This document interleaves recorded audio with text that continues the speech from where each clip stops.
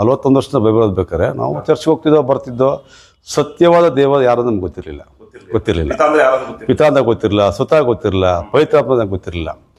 ಇಲ್ಲಿಗೆ ನಾವು ಬಂದಮೇಲೆ ಸುಮ್ಮನೆ ಜಸ್ಟ್ ನೋಡೋಣ ಅಂತ ಬಂದಿದ್ದು. ಬಂದ ಮೇಲೆ ಒಂದೊಂದೇ ಮಿರಾಕಲ್ ಆಗ್ತಾ ಬಂತು. ಹಾಗೆ ನನಗೆ ಒಂದು ದೈವಶಕ್ತಿ ಅಂತ ನನ್ನ ದೇಹದ ಮೇಲೆ ಆತ್ಮದಲ್ಲಿ ಪ್ರೇರಣೆದಾಗ ಬಂದಾಗ ನನ್ನ ಮನಸ್ಸಿನ ಇಚ್ಛೆ ಪ್ರಕಾರ ನನ್ನ ಬಾಬಾಜಿಗೆ ಮುಳುಗಾಗಿ ನಾನು ಸೇವೆ ಮಾಡ್ತಾ ಇದ್ದೀನಿ. ಯಾರು ಬಲವಂತ ಮಾಡ್ತಾ ಇಲ್ಲ. ಅಂದ್ರೆ ನಿಮ್ಗೆ ಧರ್ಮ ಇದೆಯಾ? ಇಲ್ಲ. ಜಾತಿ ಇದೆಯಾ? ಇಲ್ಲ. ಅಂದ್ರೆ ಯಾವ್ದು ಅಲ್ಲ. ಇಲ್ಲ.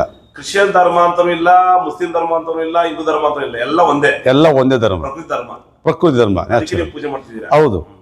ಒಬ್ರು ತೆಲಂಗಾಣದ ಪಾಸ್ಟ್ ಹೇಳ್ತಾರೆ, ಹಿಂದೂಗಳಿಗೆ ದೇವರೇ ಇಲ್ಲ,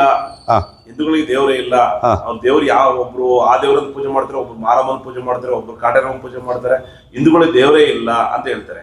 ಬಟ್ ನೀವು ಏನು ಯಾವ ಸತ್ಯ ತಿಳ್ಕೊಂಡು ಕ್ರಿಶ್ಚಿಯನ್ ಅಷ್ಟೇ ದೇವರು ಅಂತ ಒಬ್ರು ಪಾಸ್ಟ್ ಹೇಳ್ತಾರೆ ತೆಲಂಗಾಣದಲ್ಲಿ. ಹೌದು. ಸೊ ನೀವು ಯಾವ ಸತ್ಯ ತಿಳ್ಕೊಂಡು ಈ ದೇವರನ್ನ ಪೂಜೆ ಮಾಡ್ತಿದ್ದೀರಾ? ಏನಕ್ಕಂದ್ರೆ ಅವರು ಆತರ ಹೇಳ್ತಾರೆ, ದೇವರೇ ಇಲ್ಲ, ಅವ್ರಿಗೆ ಹಿಂದೂಗಳಿಗೆ ದೇವರಿಗೆ ನಿರ್ದಿಷ್ಟವಾದ ದೇವರೇ ಇಲ್ಲ ಅಂತ ಹೇಳ್ತಾರೆ.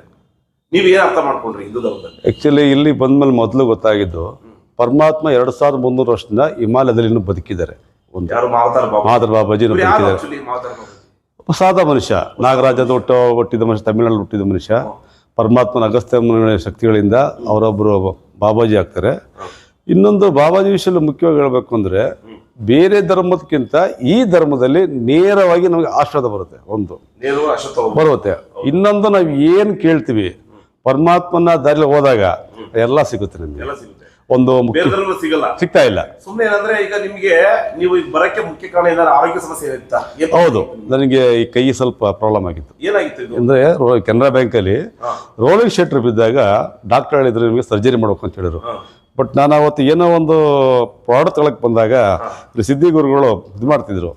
ಅವಾಗ ನಾನು ಬಂದು ಒಂದು 10 ನಿಮಿಷ ವೆಯ್ಟ್ ಮಾಡಿ ನನಗೋಸ್ಕರ ಅಂತ ಹೇಳಿದಾಗ ನಾನೇನು ಮಾಡಿದೆ, ಬಂದೆ, ನಿಂತೆ, ಕೂತೆ. ಅವರು ಯೋಗದ ಬಗ್ಗೆ ಹೇಳ್ತಿದ್ರು, ನಾನು ಸುಮ್ಮನೆ ಹೇಳ್ದಂಗೆ ಮಾಡ್ತಿದ್ದೆ. ಬಟ್ ಯಾವುದೋ ಒಂದು ಅದ್ಭುತವಾದ ಶಕ್ತಿ ಬಂದು ಈ ಕೈ ಸರಿ ಮಾಡಿದಾಗ ನನಗೇನೋ ಒಂಥರ ಆಗ್ತಾಯಿತ್ತು. ಆಮೇಲೆ ಯಾರೋ ಬಂದು ಎಳ್ದಂಗೆ ಆಯಿತು. ಮತ್ತೆ ಎದ್ದು ನೋಡ್ತೀನಿ, ಮತ್ತೆ ಕೈ ತಿರುಗಿಸ್ತಾ ಇದ್ದೀನಿ, ಕೈ ಫಾಲ್ಡ್ ಮಾಡ್ತಾ ಇದ್ದೀನಿ, ಹಿಂಗೆ ತಿರುಗಿಸ್ತಾ ಇದ್ದೀನಿ. ಇಲ್ಲ, ಇಷ್ಟೇ ಮೆಡಿಸಿನ್ ಮೊದಲು ತಗೊಳ್ತಿದ್ದೆ. ಏನು ಮಾಡಿಲ್ಲ ನನಗೆ, ಏನು ಮಾಡಿಲ್ಲ. ಯಾವುದೋ ಒಂದು ದೈವಶಕ್ತಿ ಬಂದು ಕೈನ ತಿರುಗಿಸಿ ಕೂರಿಸಿ ಆಮೇಲೆ